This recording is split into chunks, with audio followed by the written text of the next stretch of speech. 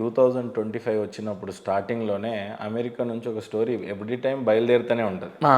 2012లో అంతమైపోయిందని జెప్పారు. 2020 అంతమైపోతదన్నారు. ఇప్పుడు కొత్తగా 2025 కొంత చాలా కష్టంగా ఉంటదని భయపెడతా ఉన్నారు. ఈ ఇప్పుడొస్తున్నటువంటి షష్టగ్రహ కూటమి గురించి చాలా చాలా ఎక్కువగా మాట్లాడుతా ఉన్నాయి అన్ని ఛానల్స్. అవునండి. దీని మీద మీరు చేసినటువంటి అధ్యయనాలేంటి యాక్చువల్లీ? ఒక్కటండి, ఫస్ట్ ఆఫ్ ఆల్ ఈ ప్రతి సంవత్సరం ఇది కుప్పగూలిపోతుంది లేదా సునామీ వస్తుంది. అసలు మనకు మహర్షులు ఆల్రెడీ ఇన్ని సంవత్సరాలు కలియుగం యొక్క ఆయుష్ని రాసేశారు. 4,20,000 అది జరగంది, ఇదేం కుప్ప కూలిపోదు. అయితే ఏమవుతుందంటే మన కలుషితం వల్ల అన్నీ చచ్చిపోతూ మనం జనాభా తగ్గిపోతుందేమో తప్ప కలియుగం ఏమో అంతం అవ్వదండి. ఆల్రెడీ ఆయన రాసుకొని వచ్చాడు, కలిపురుషుడు రాసుకొని వచ్చాడు. మన వల్ల చేయగలిగేది ఏంటంటే ఈ ప్రకృతిని డిస్టర్బ్ చేయొద్దు, కలుషితం చేయొద్దు, వీటిని మనం డిసిప్లిన్గా ఉంటే చాలు. ఫస్ట్ ఆఫ్ ఆల్ ఈ రేపు నెక్స్ట్ ఇయర్ 2012లో 12 అన్ని 12s వచ్చాయి, సునామీ వస్తుంది, భూమి అంతం అవ్వడం అనేది జరగదు. ఫస్ట్ ఆఫ్ ఆల్ మానవాళి అంతమవుతారు, భూమికి ఏం కాదు, అదే సేమ్ తిరుగుతూ ఉంటుంది, మళ్ళీ సూర్యుడు చుట్టూ తిరుగుతుంటుంది, మళ్ళీ కొత్త, ఇవన్నీ కామన్, ఎక్కడికి పోవు. కలియుగం అయిపోతుంది, మళ్ళీ ఇంకో యుగం వస్తుంది, మానవాళి అంతమవుతారు అంతే. రెండోది, ఎటువంటి ప్రతి సంవత్సరం ఇంకా 10 ఏళ్ళు కాదు, ఇంకా 100 ఏళ్ళు కాదు, ఇంకా 1000 ఏళ్ళు అయినా ఇది ఉంటుంది. ఇక పాయింట్కి వస్తే ఈ షష్టగ్రహ కూటమి ఏమండి, ఈ ఎప్పుడైనా సరే ఒక రాశి. షష్టగ్రహ కూటమి అంటే ఏంటి? షష్టగ్రహ కూటమి అంటే 6 గ్రహాలు ఒక రాశిలో కలవడం. ఎప్పుడైనా సరే గుర్తుపెట్టుకోండి. రాశిలో కలవడం అంటే ఎలా అంటే, ఇప్పుడు రవి 30 రోజులకు ఒక రాశి మారుతుంటాడు, చంద్రుడు రోజున్నరకు 2 రోజులకు 2.5 రోజులకు మారుతూ ఉంటాడు, లేదు శుక్రుడు, కుజుడు, బుధుడు, ఈ గ్రహాలు శుక్ర బుధులు 45 రోజులకు అలా మారుతూ ఉంటారు. కుజుడు కుజస్తంభనం అయినప్పుడు 3 నెలలు 6 నెలలు ఉంటాడు, లేదంటే మళ్ళీ నెలకు 2 నెలలకు అలా మారుతూ ఉంటాడు. అలాగే గురువు సంవత్సరం, రాహుకేతులు సంవత్సరంన్నర, శని 2.5 ఏళ్ళు, ఇలా రాశులు మారుతూ ఉంటాయి. మారుతున్నప్పుడు ఆ గ్రహాల యొక్క పాపపుణ్యాలు ఆ గ్రహ రాశిలు, అంటే ఆ గ్రహాల యొక్క ఫలితాలు, అవి పాపపుణ్యాలు అంటే యోగ అవయోగాలు ఆ రాశి వారిపైన చూపిస్తాయి, వాళ్ళు అనుభవించవలసిందే. ఓకేనా? రెండోది, ఇక్కడ ఈ షష్టగ్రహ కూటమి అంటే 6 గ్రహాలు ఒక రాశిలోకి వస్తున్నాయి, అది పాయింట్. అయితే ఇక్కడ విషయం ఏంటంటే, ఈ జ్యోతిష శాస్త్రంలో ఉన్నటువంటి ఇక సమాధానం ఏంటంటే, ఏ రాశిలోనైనా ఎక్కువ గ్రహాలు కలవకూడదు, కలిస్తే ఆ యొక్క స్థానాన్ని భంగం చేస్తాయి. ఓకేనా? ఇక్కడ మనకు మీన రాశిలో ఉదాహరణ తీసుకొని చెప్పరా? ఉదాహరణకు ఇప్పుడు ఎవరికైనా లగ్నాతు దశమంలో 4 గ్రహాలు ఉన్నాయనుకోండి, అబ్బా కేంద్రంలో అసలు నాలెడ్జ్ లేనివాడు ఏంటండి అని అడుగుతాడు. కొంత నాలెడ్జ్ ఉన్నవాడు, కొంత అంటే ఏమీ లేదు, కొంత ఉన్నవాడు ఏంటంటే కేంద్రంలో 4 గ్రహాలు ఉన్నాయి, నాకు విపరీతంగా యోగిస్తుంది అనే ఫ్లోలో ఉంటాడు.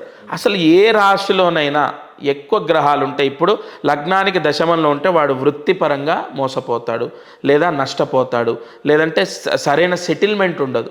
లేదా సప్తమంలో ఉన్నారు, 2 పెళ్ళిళ్ళు అవ్వడం, లేదా పెళ్ళి అవుతుంది, భార్య దగ్గర పర్ఫెక్ట్ ఉంటాడు, బట్ బయట చేసే పనులు అతను చేస్తూనే ఉంటాడు.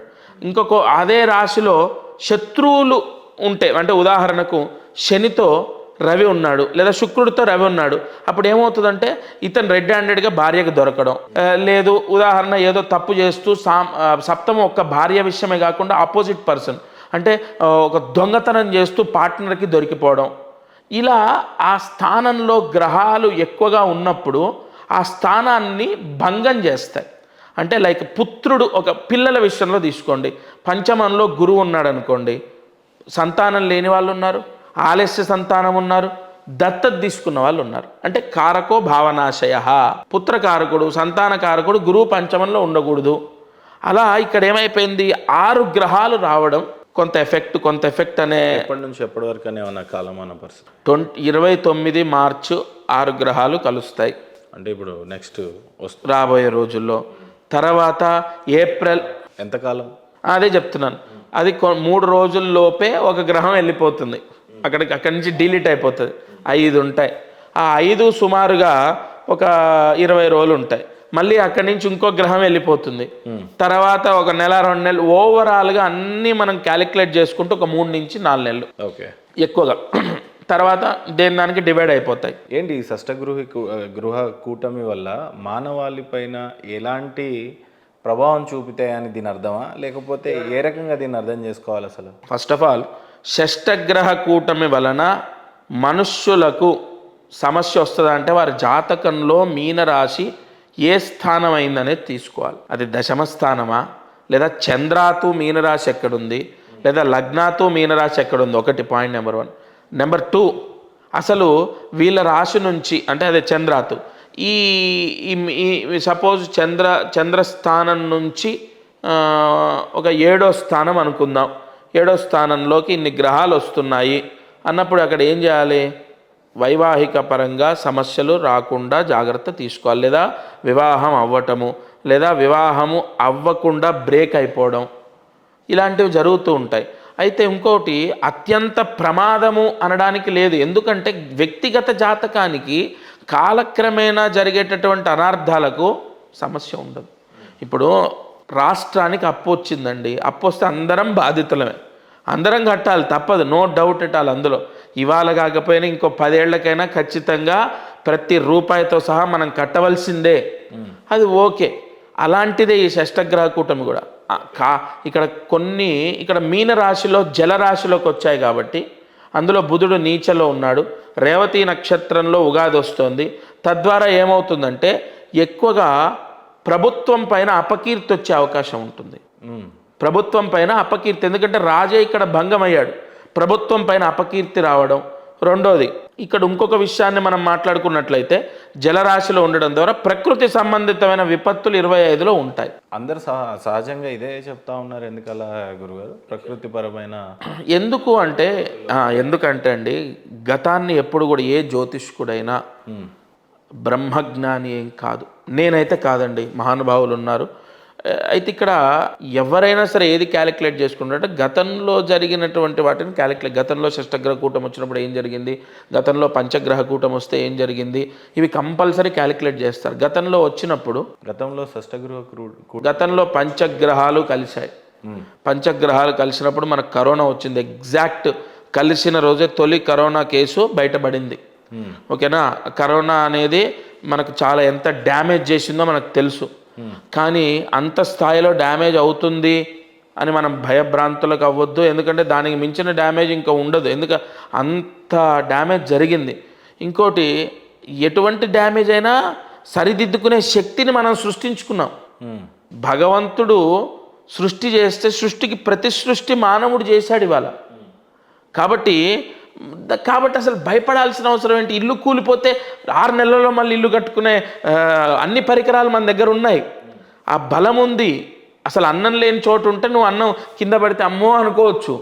కాబట్టి ఇక్కడ మనం భయపడాల్సిన అవసరం లేదు. ప్రకృతి సంబంధిత విపత్తులు వస్తున్నాయి, దాన్ని ఎలా ఆపుతావు? ఎలా ఆపాలి? మళ్ళీ ఇందాక నేను చెప్పినట్టు తపస్సు చేయాలి. తపస్సు చేసేవాళ్ళు ఏరి సరిపోదు, ఈ తపస్సు సరిపోదు. 100 కిలోలు బరువు నా నెత్తినేస్తే నా స్టామినా సరిపోదు ఆ 100 కిలోలు మోయడానికి. కాబట్టి ఈ పాపత్వం అనేది అక్కడ సృష్టింపబడుతోంది 6 గ్రహాలు కలిసి.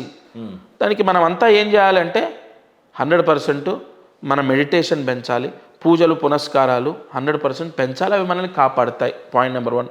రెండోది, వ్యక్తిగత జాతకానికి దాన్ని ఆమోదించకూడదు. మీనరాశిలోకి వస్తున్నది, మీనరాశి వాళ్ళు సర్వనాశనం అయిపోతారు, మీనరాశి వాడికి మొత్తం ఇక వాడు రోడ్డు మీదకి రావడం ఖాయం, అలా మాట్లాడకూడదు. మీనరాశి వాళ్ళు ఈ షష్టగ్రహ కూటమి నుంచే విపరీతంగా ఇప్పుడు భాగ్యాధిపతి దశ ఉంది. నా ఫ్రెండే, ఎవరో కాదు, నా చిన్ననాటి స్నేహితుడు, భాగ్యాధిపతి దశ ఉంది. అతనిది రేవతి నక్షత్రం, మీనరాశి. ఇంకా బాగా సంపాదించి 100% పెద్ద స్టేజ్లో రాబోయే రోజులు ఉంటాడు. 2039 వరకు అద్భుతంగా ఉంది అతనికి. కాబట్టి అలా భయాన్ని సృష్టిస్తేనే మీరు మమ్మల్ని వ్యతిరేకమైన క్వశ్చన్స్ అడుగుతున్నారు. షష్టగ్రహ కూటమి వల్ల నేను ఇచ్చే ఆన్సర్ ఒకటే, ఎవరికి ఎటువంటి విపత్తు జరగదు. రెండోది, ప్రకృతి సంబంధితమైన విపత్తులు వస్తాయి, వ్యక్తిగతంగా డ్యామేజెస్ రావచ్చు, ఎక్కువగా నీటి సంబంధితమైన విపత్తులు వస్తాయి. ఇంకా అక్కడ సూర్యుడు ఉన్నప్పటికీ ఎక్కువగా బుధుడు, శని, రాహు, చంద్రుడు, శుక్రుడు వీళ్ళందరూ కూడా అగ్ని కరువు లాంటి, అదే చెప్తున్నాను. ఇక్కడ బుధుడికి ఒక్కడికి అక్కడ డ్యామేజ్ ఎక్కువగా అవుతుంది. రవి ఉన్నప్పటికీ మిత్రరాశే, చంద్రుడికి మిత్రరాశే, శనికి కూడా మధ్యమం, ఇంకా శుక్రుడికి పర్వాలేదు మధ్యమం. కాబట్టి ఇక్కడ ప్రధానంగా నీటి సంబంధితమైన విపత్తులు వస్తాయి తప్ప కరువేం రాదు. నీళ్లు లేక ఇబ్బందులు ఏం పడరు. అగ్ని సంబంధితమైన ప్రమాదాలు ఏమి ఎక్కువగా ఉండవు. లాస్ట్ ఇయర్ 23-24 తీసుకుంటే అగ్ని సంబంధితమైన ప్రమాదాలు చాలా జరిగాయి. బట్ ఈ ఇయర్లో అలా ఏముండదు. ఎక్కువగా నీటి సంబంధితమైన విపత్తులు, అకాల వర్షాలు అవ్వచ్చు, సునామీ అవ్వచ్చు, లేదంటే నీటి సంబంధితమైన విపత్తులు ఎక్కువగా ఉంటాయి. అంటే ఎక్కువగా వచ్చే కరువు కాకుండా ఎక్కువగా తర్వాత నీటి సంబంధితమైన వ్యాపారాలు కూడా డ్యామేజెస్ అయ్యే ఛాన్సెస్ ఉండొచ్చు. అంటే అన్ని వ్యవసాయ రంగంలో ఈసారి ఎక్కువగా అంటే ఎక్కువ మనం ఎక్కడి వరకు దీని ఫలితం గురువు మారే వరకే. మళ్ళీ గురువు మారితే అన్ని కంట్రోల్ చేస్తాడు. గురువు మిథున్ రాశిలోకి ఎప్పుడైతే ఎంటర్ అవుతాడో ఆగస్టులో, తర్వాత మళ్ళీ అన్ని కంట్రోల్ అవుతాయి. మీరు చూడండి, before August, after August real estate కూడా అద్భుతంగా బాగుపడుతుంది. అంటే ఫ్యూచర్లో సెప్టెంబర్ నుంచి బాగుంటుంది. మళ్ళీ 2025 సెప్టెంబర్ నుంచి ఖచ్చితంగా బాగుంటుంది. అప్పటి వరకు ఏంటంటే ఎక్కువగా ఈ నీటి సంబంధితంగా చేసేవన్నీ వ్యవసాయం అదే, ఈ రొయ్యల చెరువులని, చేపల చెరువులన్నీ అవే. కాబట్టి ఆ వాటిలో డ్యామేజెస్ ఎక్కువ ఉండొచ్చు. లేదా ఆ వచ్చిన పంట సరిగా వచ్చిన సేల్ అవ్వక ఇబ్బంది ఉండొచ్చు. సడన్గా రేటు పడిపోవచ్చు, అదే పండినప్పుడే అకాల వర్షాలు అప్పుడప్పుడు రావచ్చు. ఎనీ కైండ్ ఆఫ్ డ్యామేజ్ అది ప్రకృతి సంబంధితంగా జరుగుతుంది. మరి ప్రభుత్వాల మీద అత్యధికంగా అవమానాలు అది ఎందుకు అంటున్నాం అంటే ఇక్కడ బుధుడు మైనస్లో ఉన్నాడు. ఏంటండి గురుగారు చెప్తూ ఇందాక మీరు చెప్పినటువంటి విషయాలు అంటే ప్రభుత్వాలకి అవమానకరంగా ఉంటాయి రాజ్యాలకి అని చెప్పారు. అంటే ఏ రకంగా చూసుకోవచ్చు? అంటే స్టేట్ రాజకీయాలు మాట్లాడాలా ఇప్పుడు, లేకపోతే సెంట్రలా, లేదా ఎనీ రాజకీయ పార్టీలకా? ఇక్కడ రాష్ట్రము మనం సృష్టించుకున్నామండి. ప్రపంచంలో ఇప్పుడు సపోజ్ ఉదాహరణకు ప్రపంచం మొత్తంలో రాజులు ఒక 170 మంది ఉన్నారు, లేదా స్టేట్ వైజ్ తీసుకుంటే ఒక 400 మంది, ఒక 1000 మంది ఉన్నారు. అందరికీ ఆమోదిస్తుంది ఖచ్చితంగా. ఎక్కువగా ఇక్కడ ప్రభుత్వంలో రూలింగ్లో ఉన్నటువంటి ఎవరికైనా గుర్తుపెట్టుకోండి, ఇప్పుడు మీరు అనుభవించే స్టేటస్, మీరు కష్టపడి ఎంత టాలెంట్ ఉపయోగించినా కలిసి రాకపోతే మీరు ఈ స్థితిలో ఉండరు. 100% ఇది ప్రూవ్డ్ అండి. ఇప్పుడు వీసా ఇంటర్వ్యూకి అందరూ నాలెడ్జ్ ఉన్న వాళ్ళే వెళ్తారు. వీసా కొన్ని సందర్భాల్లో ఎందుకు ఇచ్చాడో తెలియదు. వాడు వచ్చి చెప్తుంటాడు, నన్ను ఏం అడగకుండా ఒక్కటే క్వశ్చన్ అడిగాడు, వీసా ఇచ్చాడు అంటారు. ఒక పాపం ఆవిడ దాదాపు ఇప్పుడు 4 సార్లు రిజెక్ట్ అయింది. 100% మీరు ఇప్పుడు ఇవాళ కూర్చొని మీరు అనుభవిస్తున్న యోగం గత జన్మ పుణ్యాన్ని పట్టుకొని గ్రహాలు మీకు ఇస్తాయి. అలాగే రాజు అయి కూర్చున్నటువంటి వాళ్ళందరూ కూడా యోగాలు అనుభవిస్తూనే ఉన్నారు, అనుభవిస్తారు. బట్ దీని ప్రభావం కూడా అనుభవించక తప్పదు. కానీ దేని బేస్ చేసుకొని చెప్తున్నారు? కొంపదీసి ఈ మధ్య కాలంలో ప్రభుత్వాలు ఫామ్ అయ్యి కొద్దిగా క్లిష్ట పరిస్థితుల్లో అప్పులు చేసిన పరిస్థితులు ఎక్కువగా కనపడతా ఉన్నాయి. దీన్ని చూసి మీరు ఏమైనా చెప్తున్నారా, లేకపోతే నిజంగానే శాస్త్రాన్ని ప్రామాణికంగా తీసుకొని చెప్తున్నారా? శాస్త్రాన్ని ప్రామాణికంగా తీసుకునే మాట్లాడతాను. అప్పు ఇక్కడ ఒక చోట ఏంటి, ప్రతి చోట ఉంది అప్పు, ప్రతి చోట ఉంటుంది. అప్పు అంటే అభివృద్ధి అండి. వాళ్ళు చెప్పే మాట అదే కదా, అప్పు అంటే అభివృద్ధి అంతే. అక్కడ అది ప్రమాణం తీసుకొని చెప్పడానికి ఏమీ లేదు. వాస్తవంగా అభివృద్ధి కనపడుతుంది. తెలంగాణ రాష్ట్రం నా చిన్నప్పటికి ఇప్పటికీ అద్భుతం. ఇప్పుడు ఇది ఒక మహా అద్భుతం. రాబోయే రోజుల్లో ఇంకా అద్భుతం అవుతుంది. ఓకేనా? అలా కాబట్టి ఇక్కడ ఎక్కడ అద్భుతం ఉంది? చాలా మంది ఇందాక మీరు చెప్పినట్టు రియల్ ఎస్టేట్ ఏం లేదు కదా. రియల్ ఎస్టేట్ ఒక్కటే లేదు, రియల్ ఎస్టేట్ ఒక్కటే. అది కూడా సెట్ అవుతుంది, సెప్టెంబర్ తర్వాత సెట్ అవుతుంది. పోనీ అదొక్కటే బాగాలేదని మీరు అంటున్నారు. ఏమండి, ఏ రంగం బాగుందని మీకు అనిపించింది? అన్ని రంగాలు బాగున్నాయి. అంటే ఇప్పుడు మిమ్మల్ని రాజకీయ నాయకుడు లాగా అడగొద్దు నేను, పర్లేదండి, అన్ని రంగాలు బాగున్నాయి. ఇప్పుడు కుప్పగూలిన సాఫ్ట్వేర్ కూడా కోలుకుంటుంది. రెండోది అసలు అంటే మీరు అడిగారు కాబట్టి చెప్తున్నాను, కాంగ్రెస్ ప్రభుత్వం రావడానికి రియల్ ఎస్టేట్ పడిపోవడానికి లింక్ పెడుతున్నారు కానీ సంబంధం లేదండి. అదెట్లా? అంతవరకు చాలా మునుపటి కేసీఆర్ ఉన్న టైంలో చాలా బాగుంది అనే వ్యక్తులు ఇప్పుడు 100% బాగుంది. ఇప్పుడు కేసీఆర్ గారు ఉన్నప్పుడు రియల్ ఎస్టేట్ బాగుంది, అంత దానికి ముందు రాజశేఖర రెడ్డి గారు ఉన్నప్పుడు ఇంకా బాగుంది. అలా కాదండి, ఇక్కడ కాలక్రమేణా గ్రహాల యొక్క నాయకత్వాలు మారినప్పుడు దాని ప్రభావం ఉంటుంది. ఈయన వచ్చిన టైంకి అది వచ్చింది, ఆ నింద ఈయన మోస్తున్నారు, రేవంత్ రెడ్డి గారు మోస్తున్నారు. అంటే ఇందాక మీరు చెప్పిన డాట్ ఇక్కడ కనెక్ట్ చేస్తున్నారు. 100% అండి. ప్రభుత్వాలు ఇంకా పడతాయి ఉంటాయి. ప్రస్తుతం రూలింగ్ పార్టీ ఖచ్చితంగా నిందలు మోస్తుంది. ఇప్పుడు ఎక్కడో ఏదో ఒక చిన్న డ్యామేజ్, ఒక మరణమే జరిగింది, అది ప్రభుత్వం మీద హల్చల్ చేస్తారు. ఇప్పుడు ఇక రాబోయే రోజులు ఎక్కువగా ఉంటాయి.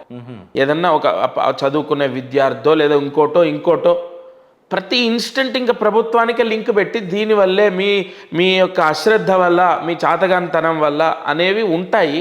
అది జరుగుతూనే ఉన్నాయి, కామన్. బట్ ఈ 6-7 నెలలు ఎక్కువగా ఉంటాయి. రెండోది, అసలు రియల్ ఎస్టేట్ కుప్పగోలిపోవడానికి కాంగ్రెస్ ప్రభుత్వానికి సంబంధాలు ఏంటి? ఏమన్నా కాంగ్రెస్ ప్రభుత్వం సడన్గా రేట్లు లక్షలు పెంచాయా లేదా డౌన్ చేశాయా? ఏమి ఉండదు కదండి. బేసిక్ అంటే దెబ్బ పడినప్పుడు, ఇప్పుడు నాకే ఇంట్లో మా భార్యకి నాకు గొడవ అయిందనుకోండి, నేను ఏదో ఒకటి లింక్ పెట్టుకుంటాను. ఆ రోజు నేను ఎదురు రావద్దు అంటే ఇక చూసినా వాడు అసలే ఒంటికన్ను మెల్లకన్నుడే వాడు అని నేను ఏదో అంటాను, బాధలోనో కోపంలోనో. లేదంటే ఉదాహరణకు ఒక కొబ్బరికాయ కొడితే అది డ్యామేజ్ అయింది అనుకోండి, ఆ రోజే నాకు ఒక క్లయింట్ డబ్బులు ఇస్తా అని ఇవ్వలేదు. చూసా దీనివల్ల అయిందని నేను నా మైండ్ అన్నీ చెప్పేవాడిని నేనే. మా గురువుకి ఎవరికి ఫోన్ చేస్తే ఆయన ఏమంటాడు, రేపు పొద్దున్నే శివాలయానికి వెళ్ళు, అభిషేకం చేయి. ఎలాగూ టైం టేకింగ్ ప్రాసెస్లో పని అవుతుందండి. ఒకటి గుర్తుపెట్టుకోండి సార్, ఫ్యాక్ట్ ఏంటో తెలుసా? ఏ పని అయినా డిలే అయిన పని రేపో ఎల్లుండో అవ్వవలసిందే. అప్పుడు గురువులు ఏం చెప్తారంటే, నీకు ఈ గ్యాప్లో నువ్వు భయపడకుండా ఉండడానికి ఫలానా జపం చేయి. ఆ జపం అయిపోయేసరికి 6 రోజులు పడుతుంది. ఈ 6 రోజులు నాకు ఇవ్వాల్సిన డబ్బు ఖచ్చితంగా ఇస్తాడు. పాయింట్ అది. ఓవరాల్గా మనకు ప్రభుత్వాల పైన వచ్చేటటువంటి నిందలకు రియల్ ఎస్టేట్ ఇంకోటో మనం లింకు పెడతాం తప్ప పూర్తి బాధ్యులు వాళ్ళు కాదు. వాళ్ళు శ్రద్ధ తీసుకునే అంతెందుకు, నాకు పోలీస్ శాఖ వాళ్ళు నన్ను కాపాడినంత ఎవరిని కాపాడుండరు, అంత ప్రొటెక్ట్ చేశారు నన్ను. మరి ఈరోజు వాళ్ళు నిజంగా హ్యాట్స్ ఆఫ్, నాకు ప్రత్యక్ష దైవాలు వాళ్ళే. ఎన్నో అన్యాయాలు, నన్ను ఎంతోమంది మోసం చేస్తే అన్నిటికీ వాళ్ళు ముందరుండి అన్నిటికీ న్యాయం చేశారే. కాబట్టి అలా తీసుకోవడానికి లేదు. ప్రతి దానికి కూడా ఖచ్చితంగా గ్రహస్థితి వల్లే కారణమని నేను అంటాను. మిమ్మల్ని పొలిటికల్ తక్కువ అడిగి ఇప్పుడు శాస్త్రాల పరంగా ఎక్కువ అడిగే ప్రయత్నం చేస్తాను. ఓకే. గతంలో కేసీఆర్ గారు సంవత్సరానికి ఒక యాగము, హోమం లాంటివి చేసేవాడు. ఓకే. రేవంత్ రెడ్డి గారు వచ్చిన తర్వాత కొద్దిగా ఎక్కువగా కనపడనట్టుగానే కనిపించినాయి. ఓకే. మరి మీరు కేసీఆర్ గారిని సమర్థిస్తారా, ఈయన్ని సమర్థిస్తారా? అసలు ప్రభుత్వాలు ఎలా ఉండాలి, ప్రభుత్వంలో పాలించినటువంటి నాయకుడు ఎలా ఉండాలి, ఆ రాజు ఎలా ఉండాలి అని అంటే మీరు ఏం చెప్తారు? సార్, దైవికమైన ఆరాధన చాలా ముఖ్యమండి. దేవతారాధన ముఖ్యం. రాజు చేయాలి, ఆయన పనులు మానుకొని నేను చెప్పను, కానీ ఏదో రూపేణ చేయిస్తూనే ఉండాలండి. ఎందుకంటే ప్రతిదీ మనం ఎలాగైతే ఇప్పుడు సీఎం గారు వెళ్ళే వెహికల్ని 100 సార్లు చెక్ చేస్తారు. ప్రోటోకాల్ మొత్తం ఒక 10 కిలోమీటర్ల వరకు చెకింగ్ ఉంటుంది. ఎలాగైతే ఆయన ప్రొటెక్షన్ గురించి వెహికల్ ఎంత ప్రొటెక్ట్ చేస్తుంది అని నమ్మి చేస్తారో, భగవత్ అనుగ్రహం సృష్టిని కాపాడుతుంది, రాష్ట్రాన్ని ప్రశాంతంగా ఉంటుందని నమ్మి చేయాలి. ఇన్ని చేస్తున్నాం కదా. ఒక వ్యక్తి పలానా వాళ్ళు క్యాస్ట్ వాళ్ళు అడిగితే పలానా వాళ్ళకి ఇన్ని కోట్లు, పలానా వాళ్ళకి ఈ భవనం, పలానాకి చేస్తున్నారు. అలాగే పూజలు అనేవి ఏం దుర్మార్గమేం కాదండి. పూజలు యాగాలు చేస్తే అదేం తప్పేం కాదు. మీరు డైవర్ట్ అవ్వద్దు. ఏమంటున్నానంటే, రాష్ట్రం యొక్క ముఖ్యమంత్రి గతంలో ఈ తెలంగాణ రాష్ట్రానికి ఉన్న గత ముఖ్యమంత్రి కేసీఆర్ గారు ఆయనకు మీకు కూడా తెలిసిందే, యాదాద్రి లాంటి క్షేత్రాన్ని నిర్మించాడు. ఓకే. అలాంటి ముఖ్యమంత్రి ఎన్నో యాగాలు, హోమాలు ఇలా బాగా తరచుగా వినిపించేవి. రేవంత్ రెడ్డి గారు కూడా మంచివాళ్ళే, నేను అది ఏదో డైవర్షన్ చేయాలి అని కాదు, బట్ అలాంటి పూజలు, హోమాలు ఏమి వినిపించలేదు. మరి నేను అదే చెప్తున్నాను, నేను డైవర్ట్ అవ్వట్లేదు. మీకు లాస్ట్ ఆన్సర్ డైరెక్ట్ వాళ్ళ మీదనే ఆన్సర్ చెప్పండి అనేది నా ఉద్దేశం. నేను అదే చెప్తున్నాను, ఖచ్చితంగా వాళ్ళు చెయ్యాలి. రాష్ట్రం కోసం కేసీఆర్ గారు చేసినట్టు చేయాలని నేను చెప్పను, కానీ ఏ రాజైనా సరే భగవత్ ఆరాధన చేయాలి. ఆయన కూర్చోకపోయినా చేయించడము చేయాలి, చేస్తున్నారు. ఆయన కూడా యాదాద్రి వెళ్ళడం, వాళ్ళ మంత్రులందరూ రకరకాల లక్ష్మీనరసింహస్వామి క్షేత్రాలకు వెళ్ళడం చేస్తూనే ఉంటారు. ఇంకా మేము కోరుకునే పండితులు ఎప్పుడైనా ఏం కోరుకుంటారు, ఇంకా చేయండి, అవి చేయండి, ఇవి చేయండి, రాష్ట్రం బాగుంటుంది, రాష్ట్ర ప్రజలు బాగుంటారని చెప్పడం సహజం. ఇప్పుడున్న నేపథ్యంలో, ఇప్పుడున్న పరిస్థితిలో రాష్ట్రం యొక్క దృష్ట్యా ముఖ్యమంత్రి గారు ఎలాంటి హోమం చేస్తే బాగుంటుంది? సిగ్నేచర్ స్టూడియోస్ వేదికగా మీరు చెప్పాలంటే రేవంత్ రెడ్డి గారికి ఏం చెప్తారు? ఫస్ట్ ఆఫ్ ఆల్, రాష్ట్రానికి ఉన్నటువంటి సమస్య ఆర్థిక సమస్య. మెయిన్ అదే అండి, ఆర్థిక సమస్యే. దీనికి మహాలక్ష్మి కుబేర సంపుటి ఉంటుంది. మహాలక్ష్మి కుబేర సంపుటి, చండి, గణపతి, ఈ 3 దేవతలు కుబేర మంత్రంతో సంపుటి చేస్తే గణపతి కానీ, నాకున్న పరిజ్ఞానంలో నేను చెప్తున్నాను, చేయిస్తున్నాను, సక్సెస్ అవుతున్నారు. గణపతికి కుబేర మంత్రంతో సంపుటి, చండీకి కుబేర మంత్రంతో సంపుటి, లక్ష్మీదేవికి కుబేర మంత్రంతో సంపుటి చేస్తే మాత్రం 100% రాష్ట్రములో ఆదాయం పెరుగుతుంది. ఇప్పుడు అప్పేం తగ్గదు రాత్రి, కానీ ఆదాయం పెరిగితే మనకు అప్పు తగ్గే అవకాశం ఉంటుంది. అది చేస్తే మంచిది. ఇంకా ఇప్పుడున్న రాష్ట్రం పరిస్థితి దృష్ట్యా ఇంకేమైనా చేస్తే బాగుంటుందని చెప్తారా? ఇంకా అంటే పూజలు అయితే పూజలు ఇవి చేసుకోవాలి. ఇంకా మిగతావి అంటే రానున్న రోజుల్లో విపత్తులు ఎక్కువ ఉంటాయి అంటున్నారు. అవమానకరమైన పరిస్థితి ఎక్కువగా ఎదుర్కొనే అవకాశాలు ఎక్కువగా ఉన్నాయి అని అంటున్నారు. నిజంగానే మీరు అన్నట్టు ఇందాక రాష్ట్రానికి ఎక్కువగా అప్పుల బాధ ఒకటి ఉంది. అవునండి. రియల్ ఎస్టేట్ పరిస్థితులు, పరిశ్రమలు రాని పరిస్థితులు, కొత్తగా ఉద్యోగ నోటిఫికేషన్లు ఇవ్వలేని పరిస్థితులు, ఇరిగేషన్ లేని పరిస్థితులు. ఒకప్పుడు ఏదో ఒక ప్రాజెక్ట్ నడిచేది, ఇప్పుడు అలాంటి ఇరిగేషన్ లేదు. లేదంటే మూసీ ప్రాజెక్ట్ని స్టార్ట్ చేస్తానన్న సీఎం కేసీఆర్ మన రేవంత్ రెడ్డి గారేమో బడ్జెట్ ఇవ్వలేదు కేంద్రం అని చెప్పేసి అది కూడా ఎటుపోయిందో తెలియట్లేదు. లేదండి. ఇప్పుడు ఇది మీరు ఇప్పుడు మీరు అడిగే ప్రశ్నలన్నీ చూడండి. ఇప్పుడు ఆ గ్రహాల యొక్క ప్రభావం మీ నుంచే స్టార్ట్ అయినట్టుగా, ఆ నీడ పడ్డట్టుగా ఇప్పుడు అదే నేను అన్నది, నిందలు ఎక్కువైపోతాయి. ప్రభుత్వ పరిపాలకులకు నిందలు ఎక్కువైపోతాయి. ఇప్పుడు అది లేదని ఇది లేదని ఒకటి ఉంటే ఇంకోటి ఎట్లా ఉండదు. అన్నీ ఉండొద్దు. బాగా ఏమన్నా రెమెడీ మీరు అన్ని కోరికలు ఎప్పుడు కేసీఆర్ గారు కాదు ఎవరున్నా సరే అన్ని కోరికలు 100% ఫుల్ఫిల్ అవ్వడం అసంభవం. బాగా చెప్పారు గురుగారు. అది 100% ఫ్యాక్ట్ అండి. బట్ ఎక్కువగా శ్రద్ధ తీసుకోవాల్సినవి మాత్రం సెప్టెంబర్ తర్వాత తీసుకుంటారు. అన్నీ 1 by 1 క్లియర్ చేసుకుంటూ వస్తారు. ఇంకోటి ఆయన జాతకంలో కూడా గురువు మహారాజయోగాన్ని ఇస్తున్నాడు, స్టార్ట్ అవుతుంది. ఇటు కేసీఆర్ గారికి కూడా అర్ధాష్టమ శని పోతుంది, ఇద్దరికి యోగం స్టార్ట్ అవుతుంది. ఎట్లా లే ఇక్కడ వ్యక్తిగతంగా ఇప్పుడు ఇద్దరికి యోగం స్టార్ట్ అయితే ఇద్దరు సీఎం అవుతారు అలా కాదు నా ప్రిడిక్షన్. ఆయనకున్న బ్యాడ్ టైం క్లోజ్ అయిపోయింది. 2.5 years కేసీఆర్ గారికి.